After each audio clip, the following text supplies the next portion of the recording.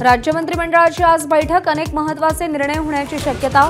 चैत्यभूमी इथल्या कार्यक्रमातील नाराजी नाट्याचे पडसाद उमटणार का, याकडे लक्ष।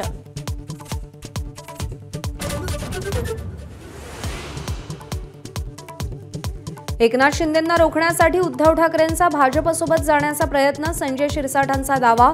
तर भाजपने ठाकरेंना प्रवेशबंदी केल्याचंही शिरसाटांकडून स्पष्ट।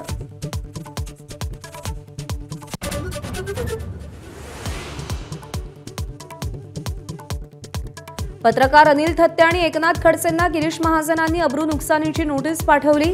महिला अधिकाऱ्याशी फोनवर बोलण्याबाबत थत्ते आणि खडसेंचे महाजनांवर आरोप।